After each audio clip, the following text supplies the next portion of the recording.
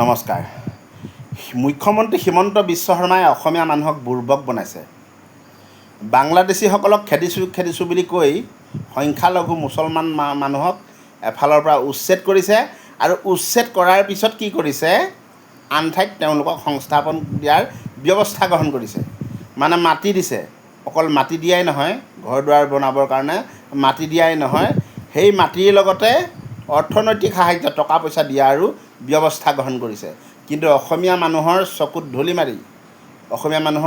ধূলি মাৰি তেওঁলোকক বাংলাদেশী সজাই, যিসকল সংখ্যালঘু মুছলমান মানুহ, এইসকলক বাংলাদেশী সজাই উচ্ছেদ কৰি দিছে। কিন্তু উচ্ছেদ কৰাৰ পিছত কিছু দূৰৈত নি পেলাই সেই অসমতে তেওঁলোকক সংস্থাপন দিছে। গতিকে হিমন্ত বিশ্ব শৰ্মাই অসমীয়া মানুহক সাংঘাতিক ধৰণে এটা টুপি পিন্ধাই দিছে। আৰু ইতিমধ্যে অসমৰ যিসকল খিলঞ্জীয়া মানুহ, এই খিলঞ্জীয়া মানুহক সুৰক্ষিত কৰিবৰ কাৰণে কি কৰিছে, প্ৰত্যেকৰ হাততে মাৰণাস্ত্ৰ তুলি দিয়াৰ সিদ্ধান্ত লৈছে। মাৰণাস্ত্ৰ মানে বন্দুক তুলি দিব অসমীয়া খিলঞ্জীয়া মানুহৰ হাতত, যে খিলঞ্জীয়া অসমীয়া মানুহে নিজেই নিজক সুৰক্ষিত কৰিব লাগিব। আৰু সুৰক্ষিত কৰিবৰ কাৰণে খিলঞ্জীয়া অসমীয়া মানুহৰ হাতত বৰ্তমান শাসনাধিষ্ঠ বিজেপি চৰকাৰখনে, হিমন্ত বিশ্ব শৰ্মা চৰকাৰখনে মাৰণাস্ত্ৰ তুলি দিব আৰু সেই মাৰণাস্ত্ৰ অনুপাতে চৰকাৰী অনুজ্ঞাপত্ৰ দিব। গতিকে এই ক্ষেত্ৰত আমি সচেতন যুৱ উন্নয়ন মঞ্চ অসমে তীব্ৰ বিৰোধিতা কৰিছোঁ। এইটো কাৰণেই আমাৰ খিলঞ্জীয়া অসমীয়া মানুহে বন্দুক শকটোক নামাৰেগৈ। পোনপটীয়া কথা, আমাৰ খিলঞ্জীয়া অসমীয়া মানুহবিলাকে বন্দুক লৈ পেলাই শত্ৰুক মাৰিবলৈ নাযায়গৈ।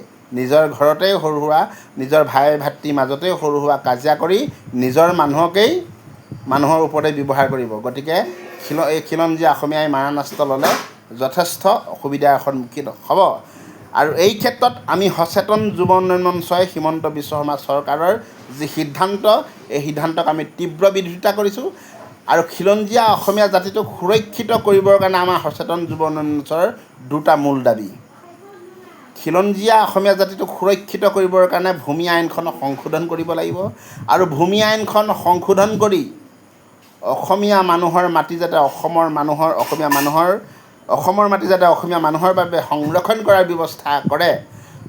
অসমৰ বাহিৰৰ মানুহে যাতে অসমত আহি মাটি বেচা কিনা কৰিব নোৱাৰে, তাৰ কাৰণে এখন আইন প্ৰস্তুত কৰিব লাগিব। এই আইন প্ৰস্তুত কৰি কাৰ্যকৰী কৰিব লাগিব আৰু অসমৰ মাটি অসমীয়া মানুহৰ বাবে সংৰক্ষণ কৰাৰ ব্যৱস্থা কৰিব লাগিব। দ্বিতীয়টো হ'ল, অৰুণাচল প্ৰদেশৰ দৰে অসমতো ইনাৰ লাইন পাৰ্মিটৰ ব্যৱস্থা কৰক। কি ক'লোঁ? অৰুণাচল প্ৰদেশৰ দৰে অসমতো ইনাৰ লাইন পাৰ্মিটৰ ব্যৱস্থা কৰক।